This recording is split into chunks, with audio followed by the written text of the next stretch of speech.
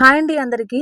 చాలా రోజుల తర్వాత నాకెందుకో పానీపూరి తినాలనిపించింది. వెంటనే మా ఆయనకైతే ఫోను చేసి ఇంటికొచ్చేటప్పుడు పానీపూరి తీసుకురమ్మన్నాను. మా వారైతే ఒక ప్యాకెట్ పానీపూరి, 2 ప్యాకెట్ల బఠానీ, 2 ప్యాకెట్ల వాటర్ అయితే తీసుకొచ్చాడు. మా ఆయన పానీపూరి తెచ్చేటప్పుడైతే ఉల్లిగడ్డలు తెచ్చుడైతే మర్చిపోయిండు. అందుకోసమే ఉల్లిగడ్డలు లేకుండానే పానీపూరి తినాల్సొచ్చింది. మనం ఎంతగానం ఇంటికి తెచ్చుకొని తిన్నా గాని బండి దగ్గర తిన్న ఫీలింగ్ అయితే రాదు. అంత టేస్ట్ కూడా రాదు. పానీపూరి తినేటప్పుడు భయ్యా తోడా ప్యాజ్ దాలో అంటే ఆ కిక్కే వేరుంటది. కానీ ఉల్లిగడ్డలు లేకుండా పానీపూరి తినాలంటే కష్టమే. కానీ ఇప్పుడైతే మా ఆయన మర్చిపోయిచ్చిండు కాబట్టి కట్ చేయడానికి నాకు కూడా బద్ధకం అనిపించి ఇక పానీపూరి చూసి ఆగలేక అట్లనే తినేసినాం. పానీపూరి అంటే నాకు చాలా ఇష్టం అన్నమాట.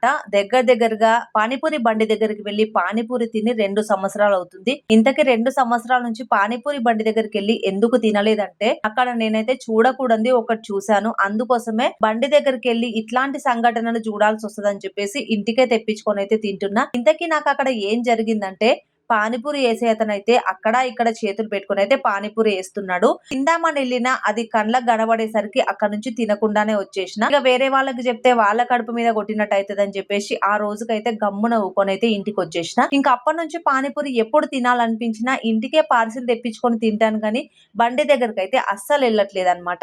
ఎప్పుడైనా పానీపూరి తినాలనిపించింది అనుకోండి ఇట్లా ఇంటికే పార్సిల్ అయితే తెప్పించుకొని కడుపు నిండా అయితే తింటాము. పానీపూరి బండి దగ్గరికి వెళ్తే 10 రూపాయలకి 3 లేదో 4 అయితే ఇస్తాడు. మనం ఇట్లా ప్యాకెట్ తెచ్చుకున్నాం అనుకోండి కడుపు నిండా ప్రశాంతంగా తృప్తిగా అయితే తినొచ్చు అనమాట.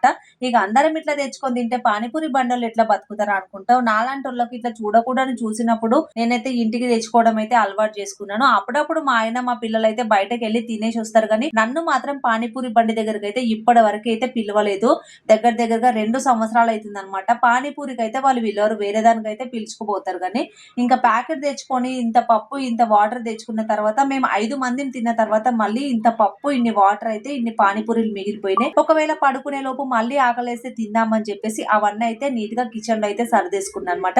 ఇక వీడియో చూస్తున్న వాళ్ళందరూ మీకైతే పానీపూరి బండి దగ్గరకు పోయి తింటే ఇష్టమా లేకపోతే ఇంటికి తెచ్చుకొని తింటే ఇష్టమా ఖచ్చితంగా కామెంట్ సెక్షన్ లో అయితే కామెంట్ చేయండి. పానీపూరి లవర్స్ అందరూ అయితే ఈ వీడియోకి లైక్ ఇవ్వడం మాత్రం మర్చిపోకండి. వీలైతే నా ఛానల్ అయితే సబ్స్క్రైబ్ చేసుకోండి.